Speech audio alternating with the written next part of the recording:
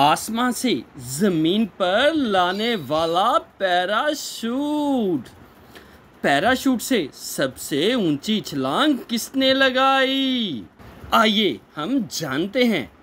Parachute की इजाद का बुनियादी मकसद ये था कि बुलंदी पर प्रवास करते हुए इंसान को अगर कोई हादसा पेश आ जाए तो वो ज़मीन पर हिफाजत के साथ उतर सके। आजकल जदीद किस्म के पैराशूट के ज़रिए से हवाई जहाज़ से भारी मशीनें और फौजी साजो सामान मसलन टैंक वगैरह भी ज़मीन पर उतारे जाते हैं। हवाबाज जो पैराशूट इस्तेमाल करते हैं इन्हें एक बैग में बड़ी एहतियात से बंद किया जाता है। हवाई जहाज़ से छलांग लगाने के बाद हवाबाज एक ख़ास हुक को खींचता है, फिर पैराशूट खुल जाता है। पैराशूट का इस्तेमाल सिर्फ तरबियत याफ्ता अफराद ही कर सकते हैं। हवा से ज़मीन पर हिफाजत से उतारने वाली छतरी को हिफाजती छतरी या पैराशूट कहते हैं। पैराशूट आमतौर पर रेशम या नायलॉन जैसे मजबूत और हल्के कपड़े से बनाया जाता है। इसके ज़रिए न सिर्फ इंसान ज़मीन पर उतरते हैं बल्कि इसकी मदद से हवाई जहाज़ से खुराक, मुख्तलिफ़ किस्म का सामान और बम भी ज़मीन पर गिराए जाते हैं। लफ्ज़ पैराशूट दो अल्फाज पैरा और शूट का मजमूआ है। पैरा यूनानी ज़ुबान का लफ्ज़ है, इसके मानी है खिलाफ या मुकाबले पर, जबकि शूट फ्रांसीसी लफ्ज़ है, इसके मानी है गिरना। पैराशूट का तस्वुर इंसान के जहन में कब आया ये बताना तो ज़रा मुश्किल है, लेकिन इस हवाले से कोशिश करने वालों में पहला नाम इबास इब्ने फरनास का आता है, जिन्होंने 852 में परिंदों की तरह उड़ने की कोशिश की। इनका ये तजर्बा नाकाम रहा। कुछ देर बाद रहने के बाद ये गिर गए थे, ताहम इन्हें मामूली चोटें आईं। इस तजर्बे से इंसान में उड़ने और फिर ज़मीन पे हिफाजत से उतरने का शौक़ बढ़ गया। इब्ने फरनास के तजर्बे के बाद पैराशूट का जिक्र हमें लियोना रेडूड ऊंची की नोटबुक से मिलता है। अलबत्ता पैराशूट का सबसे पहले इस्तेमाल फ्रांस के रहने वाले लुइस ली नॉर्मंड ने किया। उसने 26 दिसंबर 1783 में फ्रांस के शहर माउंट प्लियर में वाक़या एक रसदगाह के मीनार से छलांग लगाई।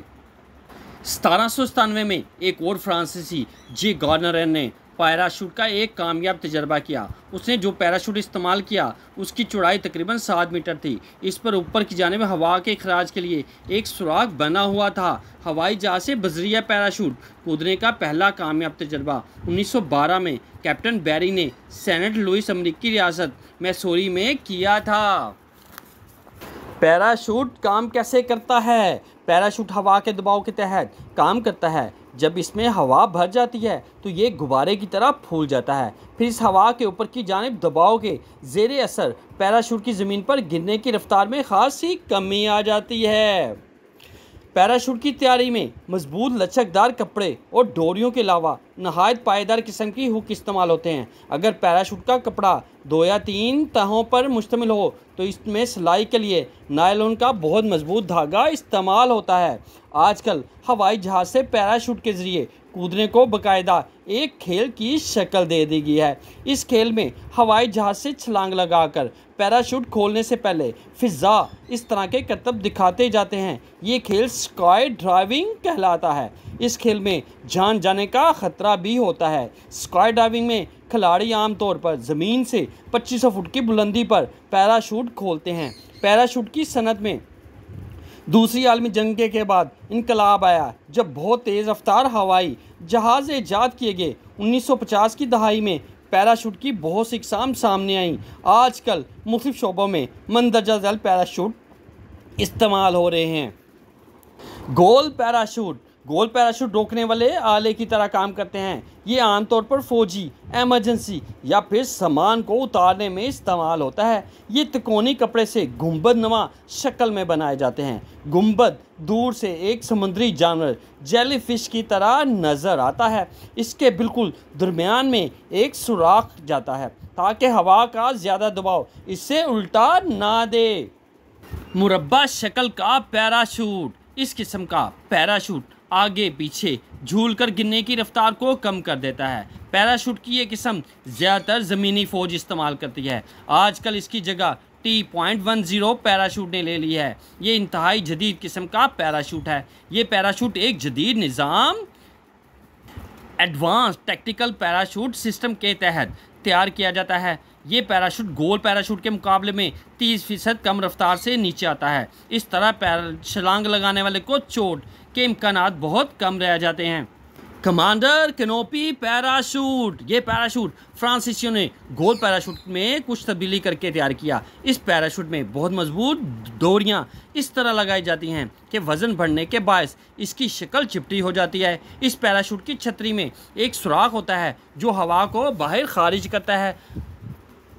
Ribbon parachute commander canopy parachute जैसा होता है। ये पैराशूट आवाज़ से ज़्यादा तेज़ रफ्तार हवाई जहाज़ के लिए बनाया गया है। आम पैराशूट इस किस्म की रफ्तार में खुलने से फट जाते हैं। रिबन पैराशूट में अंगूठी की शक्ल की छतरी होती है जिसके मरकज़ में एक सुराख होता है जो हवा के दबाव को कम कर देता है। बाज़ औक़ात ये अंगूठी नुमा पैराशूट हवा के बहुत ज़्यादा दबाव को बर्दाश्त करने के लिए फटकर छोटे छोटे रिबन नुमा टुकड़ों में बच जाता है। ये हवा आसानी से उनके दरमियानी से निकल जाती है। इस किस्म के पैराशूट के ज़रिए एटम बम भी ज़मीन पर फेंका जा सकता है।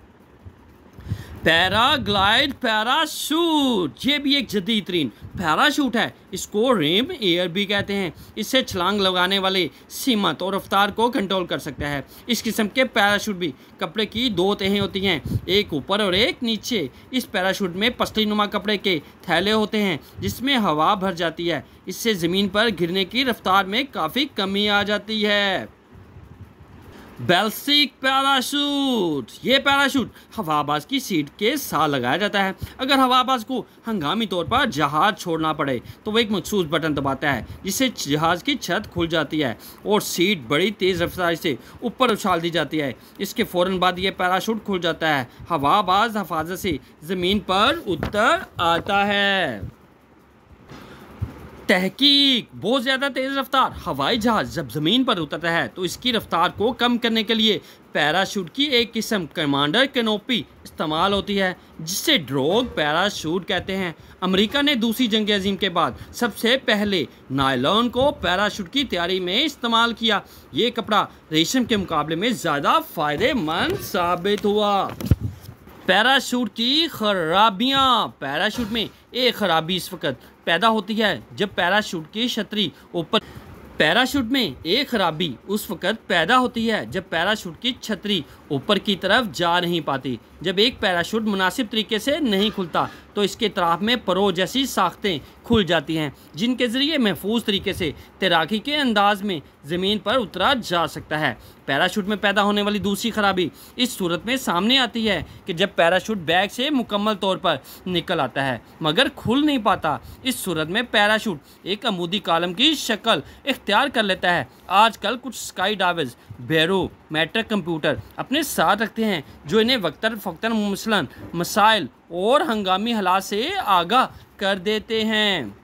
स्काई ड्राइविंग खेल का सबसे अहम हिस्सा कोई ख़ास तरतीब या फॉर्मेशन बताना होता है। इसमें कई स्काई डाइवर एक दूसरे को हाथ पकड़कर मुख्तलिफ शक्लें बनाते हैं और इंजॉय करते हैं।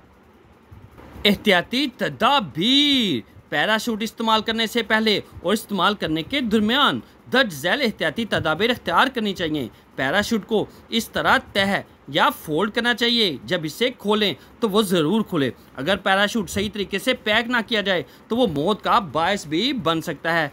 पैराशूट इस्तेमाल करने वाले के लिए तरबियत याफ्ता होना बहुत ज़रूरी है। अगर छलांग लगाने के बाद पैराशूट ना खुल सके तो मरकज़ी डोरी काट देनी चाहिए। इससे ये होगा कि छतरी किस हद तक खुल जाएगी और हवा का दबाव नीचे आने की रफ्तार में कमी कर देगा। ख़राब पैराशूट को फौरी तौर पर तब्दील कर देना चाहिए ताकि नुकसान से बचा जा सके। अमेरिका की रियासत कैलिफोर्निया के फोटोग्राफर टॉम सॉन्डर्स ने स्काई ड्राइविंग के दरमियान एक लाजवाब फोटोग्राफी करके geyser book of the world record में जगह बनाई। ये तस्वीरें उसने पैराशूट से छलांग लगाते हुए बनाई। इस फोटोग्राफी के जरिए उसने सर पर हेलमेट के ऊपर कैमरे नस्ब किए हुए थे। सबसे ऊंची छलांग, पैराशूट के जरिए सबसे ऊंची छलांग लगाने का आलमी रिकॉर्ड ऑस्ट्रेलिया से ताल्लुक़ रखने वाले हवाबाज फ्लिक्स बाumgartner ने अक्टूबर 2012 में कायम किया था। उसने 1,28,100 फुट की बुलंदी पर उतरते हुए हवा भरे गुब्बारे से छलांग लगाई। इस दौरान उसकी ज़मीन पर आने की रफ्तार 1,342 किलोमीटर फी घंटा थी। ये सबसे ऊंची छलांग है और ये रिकॉर्ड कायम है। चीन के साइंसदानों ने दुनिया के सबसे हल्के केमियाई मादे से पैराशूट बनाने का ऐलान किया है। कार्बन एरोजल नाम ये केमियाई मादा इतना हल्का है कि उससे तैयार होने वाले 20 मुरब्बा मीटर पैराशूट से सिर्फ 200 ग्राम वजनी होगा। इसमें इतनी लचक होगी कि इसे टी शर्ट की सूरत में पहना जा सकता है। अगर ये पैराशूट कामयाब हो गया तो उम्मीद है कि हवाई जहाज सफ़र करने वाले लोग इस पैराशूट को पहनकर सवार करेंगे और इंजॉय करेंगे। जी हाँ, ये है पैराशूट। अगर आप